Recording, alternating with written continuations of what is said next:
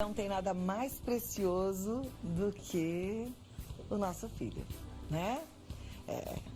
Isso aí é a herança de Deus. A gente precisa ter esse olhar e essa responsabilidade para eles, com eles, né? E por eles. E o mais legal é o seguinte, de repente você já tem filhos adultos, você presta atenção no nosso tema de hoje, porque você também pode aproveitar todas as dicas para passar para os seus filhos, né? Para usar como vó e como vô, porque a gente vai falar de educação. E a educação dos filhos, gente, é uma das tarefas mais árduas para os pais. E a gente vive em tempos tecnológicos e aí as crianças recebem um monte de informação ao mesmo tempo, muito difícil colocar limite, as crianças parecem que estão difíceis, né? Elas sabem tudo, elas querem tudo e a criança não aceita muitas vezes ser controlada.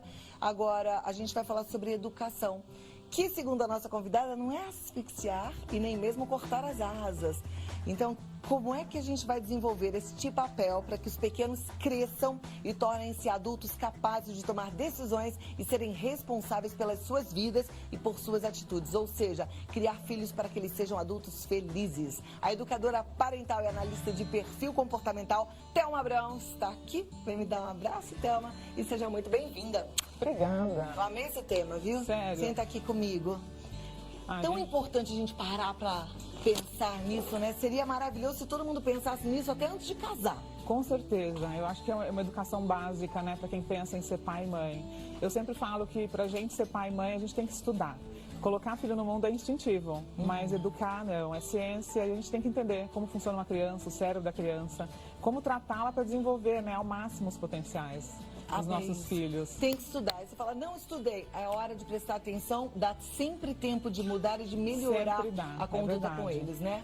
Quanto mais cedo a gente começar, melhor, né? Porque muitas vezes os pais acham, mas é filho muito pequeno, não entende nada. Mas entende sim. A gente não pode subestimar a capacidade das crianças, né? Porque eles aprendem através do nosso exemplo, do nosso modelo. E às vezes ele pode nem estar falando ainda, nem se comunicando, mas ele já está absorvendo e já está aprendendo também, né? Muito bom. Agora esse tema de como transformá-los em adultos responsáveis, de atitude, é muito interessante. Isso é possível através desse estudo? É possível, sim. A disciplina positiva, ela veio com essa proposta, que é o quê? A gente não pode ser muito autoritário e nem muito permissivo, porque não é isso que acontece. Geralmente a gente, quando perde o controle, fica muito bravo, grita, bate, depois se arrepende e fica muito bonzinho. Então esses dois extremos são muito maléficos para a criança, né? Ela fica, além de ficar perdida, ela fica sem limites. Então, o que a gente tem que aprender? Qual que é o nosso desafio? Aprender a caminhar no caminho do meio, onde eu vou ser gentil e firme ao mesmo tempo. Por que gentil e firme? Porque quando eu sou gentil, eu estou sendo gentil com meu filho. E quando eu sou firme, eu estou respeitando meu filho, né? Quando eu sou gentil. E quando eu estou sendo firme, eu estou me respeitando. Eu estou ensinando respeito mútuo. Eu não posso exigir respeito se eu não respeito, né? Então, filho, eu não quero que você grite. E fala gritando, né? Para de gritar. Fala gritando. Mas como é que é isso? Eu falo para meu filho parar de gritar, mas eu grito, né? Ele, não quero que ele bata no coleguinha na escola, mas ele apanha em casa. Então não faz sentido, não é mesmo? Não faz nenhum sentido. Não faz. E dá tempo de mudar isso, né? Claro que você falou assim, quando é pequenininho, melhor. Mas eu vejo que tem muitos pais de adolescentes que perderam a mão e que acham que não dá mais tempo de agir com gentileza e limites. Sim. Olha, a gentileza e firmeza, ela é bem-vinda em qualquer relacionamento humano, na verdade, né, Cláudia? Todo mundo gosta de ser bem tratado, de ser respeitado, de olhar no olho, né? De ser levado em consideração. A essência humana, né, as crianças, eles precisam se sentir amados e aceitos. Por trás do mau comportamento infantil, existem necessidades emocionais não atendidas. E é isso que os pais precisam entender, né? Normalmente a criança dá uma birra, se joga no chão, se comporta mal, e o pai, ao invés de acolher, entender o que está por trás daquilo, não, ele é mais rígido, né? Ele pune, castiga, ameaça, e a criança não se acalma. Então, na verdade, o mau comportamento é uma forma de chamar a atenção do pai, mesmo que de forma negativa. Porque quando a criança reage mal, você não para tudo que você está fazendo para ir lá? Então, eu falo que para a gente educar um filho, a gente tem que dedicar tempo. Se você não dedicar tempo, dando atenção, dando amor, né, o suporte emocional que eles precisam, você vai ter que dedicar tempo para lidar com o mau comportamento e com as consequências da falta do amor e da conexão. Então, o que é melhor? Já que a gente vai dedicar tempo, não é melhor já escolher fazer o certo, né? E fortalecer essa criança, encorajar, fazer com que ela desenvolva a autoestima, que ela acredite em si mesma, né? Muitos pais têm tendência a superproteger a criança, fazer tudo para ela. E sempre que a gente faz pelo nosso filho, que eles são capazes de fazer sozinhos, por eles mesmos, a gente está atrasando o desenvolvimento dessa criança. Então, meu filho tem só 3 anos e eu dou comida na boca dele. Não. Com 2 anos já consegue comer só. Por que você está fazendo isso por ele? Quando a criança entende o senso de capacidade que ela tem, quando ela se sente útil, ela começa desde pequenininha a colaborar, a contribuir em casa. Ela começa a desenvolver a autoestima, a se sentir capaz, né? Então é diferente de quando uma criança de 3 anos que ela pode tomar banho com a própria roupa, sentir que ela é capaz de fazer isso, e a mãe não, né? A mãe às vezes não deixa, ela quer vestir a roupa do jeito que ela gosta, né? Então é bom dar opções, filho. A filha às vezes quer escolher a roupa, a mãe não deixa. Tá aqui, tem a rosa e tem a azul. Qual você prefere? Dá opções para a criança fazer a escolha, né? Isso tudo é encorajamento, é empoderamento da criança. Agora, né? a criança hoje em dia, até falei isso ainda há pouco, né? Ela tem muita informação.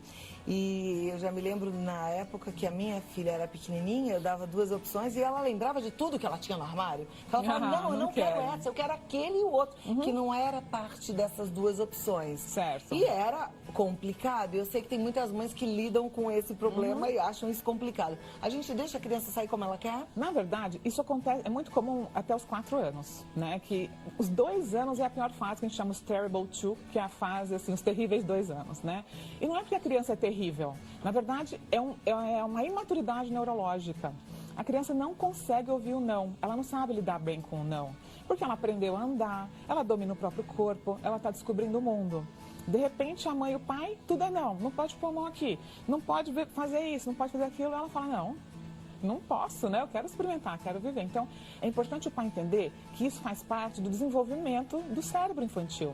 Aliás, tem um livro que chama O Cérebro da Criança, fantástico, escrito pelo psiquiatra americano Daniel Siegel, que eu recomendo muito para os pais que têm crianças até aí 10 anos, para entender essas fases. Então, isso é autoafirmação. A criança, ela realmente pode querer para contrariar, para provar que ela que está mandando. Essa questão da disputa pelo poder, a gente também precisa compreender. Isso é do ser humano. E aí, nessa hora, qual que é a melhor conduta? Então, quando a gente se conecta com o filho de uma forma positiva, quando você dá atenção de qualidade que esse filho precisa, quando ele se sente amado e aceito, né, que é a primeira necessidade emocional básica da criança, ela tende a colaborar muito melhor. Se a sua relação estiver muito bem com o seu filho, ele não vai ficar fazendo coisas só para chamar atenção. Então, pode ser questão de imaturidade. Uma criança de 2, 3 anos, ela realmente vai querer colocar a vontade dela, né?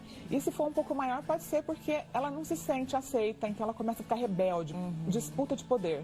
Mamãe, eu vou te mostrar que quem manda aqui sou eu. Mas, na verdade, o que ela quer é acolhimento, é afeto, é aceitação, entendeu? E até a proteção, né? De falar, não, vamos fazer assim porque eu não quero que você fique doente, vamos botar o casaco que é melhor. Isso, não. Esse negócio de casaco é bacana. Você já viu que muitas vezes a criança vai sair lá fora, tá frio, e a mãe fala assim, leva o seu casaco, põe o casaco. E uma das coisas que a gente aprende, né, na hora que você vai colocar a disciplina positiva em prática, é ensinar o seu filho. Você faz perguntas pro seu filho em vez de ficar dando ordem. Em vez de falar, coloca o casaco e vai lá fora que tá frio, põe o casaco, você pergunta, filho, o que é mesmo que você tem que fazer para não sentir frio lá fora? Deixa a criança entender o que ela precisa, né? E se ela não quiser colocar o casaco? Vai passar frio. Você tem que ensinar ela a lidar com as consequências da escolha dela, porque não é isso que acontece com o adulto. Quando a gente erra, a gente não tem que lidar com as consequências da nossa escolha, né? Se você começar a faltar no seu trabalho, vão te mandar embora, não é a consequência? Se você não é fiel ao seu marido, você vai separar? Então, desde criança a mesma coisa. Você tem que deixar essa criança lidar com as consequências da escolha. Lógico que vai depender da idade, né? Você não vai deixar seu filho correr risco de vida, né? Cair numa piscina, não é isso. Mas, por exemplo, sua filha está indo para o balé, toda terça e quinta tem balé. E você tem que ficar lembrando dela levar a sapatilha. Põe a sapatilha na mochila, pega a roupa do balé. Se ela já tem idade para entender o que é 2 dias da semana, o que é o horário do balé, você não precisa mais ficar pedindo para ela. Filha, terça e quinta, às 5 horas, tem balé. O que mesmo que você precisa fazer? Eu preciso pôr minha roupa na mochila. Perfeito. E o que vai acontecer se você não colocar a sua roupa na mochila? Deixa ela lidar. Esqueceu, vai chegar lá e não vai fazer balé. Da próxima vez ela lembra. Ela vai lembrar. Exatamente. Muito bom. Para isso, acho que os pais realmente precisam estudar e treinar. E ter muita Falamos paciência. juntas. Treino. Com certeza. Dá 2 minutinhos, Thelma, eu volto aqui já, Combinado. tá bom? Tá E eu vou ótimo. liberar para você que está em casa participar também. Pode mandar sua pergunta. Agora eu volto aqui com a Thelma. Ai, já deu tempo da turma em casa perguntar, porque esse é um assunto que chove de pergunta. Todo mundo gosta de aprender sobre educação. É um desafio para todo mundo. É né? isso que você falou, é um desafio, né? Porque a gente sabe, mas é difícil colocar em prática. Porque a gente traz um jeito de educar que a gente aprendeu Lá só atrás. de olhar lá atrás. Exatamente. Ontem eu conversava isso com meu marido, né? Eu falava, por que a gente faz da casinha da gente a casinha parecida com a dos nossos pais? Se a gente É isso. sonhou em fazer uma casinha diferente, Porque é né? o modelo que você conhece. A gente segue esse modelo, né? Então, como é que os nossos avós foram educados, os nossos pais, né? Isso vem lá de trás. Então, apesar da gente ver que não funciona, porque não funciona, não é? Não é assim, o menino, você vai dar um tapa nele, dá uma chinelada, ele começa a crescer, não doeu, bate mais forte, começa a te desafiar. Então, quer dizer, não funciona. Não, eles né? repetem até o que a gente fazia. Exatamente. Né? A criança que era desse jeito, o filho vai fazer igualzinho E também. aí o filho vai ficar adolescente, como é que você vai lidar com ele? Você vai bater nele? A gente tem que aprender a educar de uma forma que quando a criança virar um adolescente e se afastar do pai e da mãe, ele saiba o que é certo e o que é errado. Você tem que confiar que ele vai ter capacidades, habilidades de vida para fazer o que é certo mesmo longe da gente. E quando a gente bate, a gente está ensinando através do medo, né? Ele não vai fazer o que é certo porque ele entendeu o que é certo, ele vai te obedecer porque ele está com medo. Então, essa é a diferença entre usar a disciplina positiva e essa educação tradicional, né? Punitiva, que castiga. Perfeito. Você falou de adolescência, né? Essa fase de distanciamento faz parte. Né? Faz parte, é natural. E olha, eu vou te falar uma coisa. Depois que a gente se torna um adolescente, a mãe e o pai têm que entender que você não vai conseguir mandar na vida de um adolescente. Ele formou a personalidade, né? Lógico que ele vai precisar de orientações, vai precisar de um norte, você está ali para isso. Mas você não pode chegar para ele e falar, você vai fazer faculdade disso. Você vai namorar aquela pessoa, você, né? Isso não vai vai usar funcionar. essa... Não vai. E se você fizer isso, seu filho vai se afastar de você.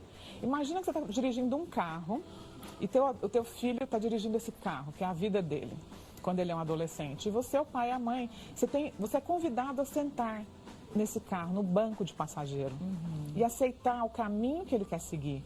Se você falar, sai daí que eu quero dirigir esse carro, seu filho vai se afastar de você. Então, por isso que é tão importante na primeira infância a gente desenvolver essa relação positiva, com vínculo, com conexão, com confiança, para a criança ter abertura quando chegar na adolescência, para se comunicar, para se abrir, para falar o que sente. Maravilha. Tenho aqui algumas perguntas. A Vera de São Paulo, ela diz, estou assistindo, gostaria de saber se o menino de 3 anos compreende o que a gente fala. Sou mãe de primeira viagem. Meu filho é muito rebelde e estressado quando é contrariado. Ah, sim.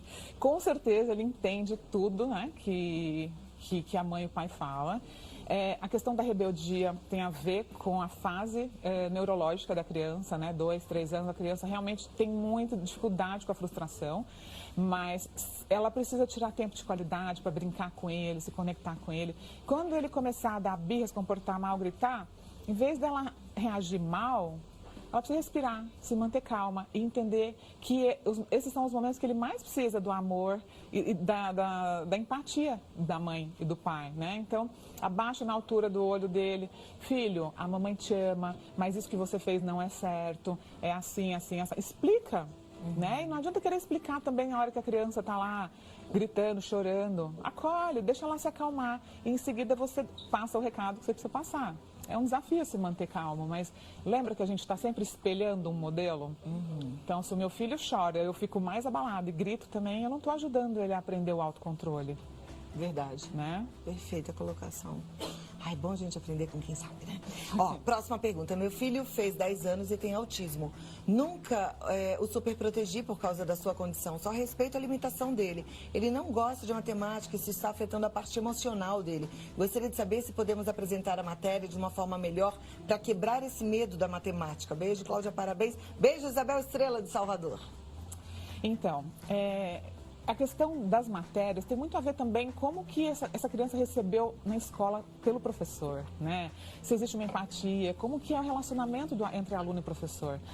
Eu mesma tirava 0 em matemática quando eu era criança porque eu não gostava da professora. E eu tive que ralar muito depois para poder aprender, porque eu tinha esse trauma, né? Sim, existem maneiras que você pode aliviar isso. Às vezes comprar um jogo, sabe? Levar a coisa com mais naturalidade, com menos pressão. Porque tudo que a mãe coloca uma lupa e fica olhando como um problema, realmente se torna um problema. Tira o foco, né? Trata isso com mais naturalidade, para que ele comece a descobrir o prazer que ele pode encontrar na matemática. Então, jogos são uma boa opção para ele começar a tomar gosto por esse tipo de atividade. Thelma, eu amei nosso bate-papo. Foi curto, eu queria que você voltasse mais vezes. Vamos combinar, com tá certeza. Bom? Que coisa boa, né? A gente poder falar sobre educação que precisa ser planejada. Eu posso dar um recadinho? Sábado agora, dia 22/6, eu vou estar aqui em São Paulo dando um workshop Pais que Evoluem. Vai ser o dia todo para a gente falar sobre educação de filhos, inteligência emocional. Vamos aprender as ferramentas da disciplina positiva. Vai ser das 9 às 18, vai ter aula teórica e também muitas dinâmicas práticas para o pai sentir na pele como que tudo isso acontece. Olha que joia, cheio de programação esse final de semana. Então, sábado, você já tem esse dia inteirinho com a Thelma. E aí você pode fazer a sua inscrição. Pode entrar no meu Instagram. Como é que é? Thelma Abraão, você vai me achar como Thelma Abraão, ou então como Positive Parenting Education, é um nome em inglês, eu moro lá, né, tudo em inglês, mas... Como Thelma Abraão, você me acha. Tem um H entre os 2 As. Você não mora no Brasil? Não, eu moro nos Estados Unidos. Ah, então você não vai poder voltar sempre, mas sempre que você vier ao Brasil, você vem aqui, promete? Com certeza, prometo. Então tá bom. E olha, tem o site www.eventbrite.com.br. Onde está vendendo. Tá escrito aí no vídeo, Eventbrite. Mas eles conseguem achar esse link no meu perfil do Instagram. Tem todas as informações lá. Thelma Abraão. Isso. Aí tá mais fácil, né? Muito obrigada. Obrigada a você, querida. Parabéns, sucesso e até a próxima. Até a próxima. Bom, hein, gente? Pensar e aprender sobre educação.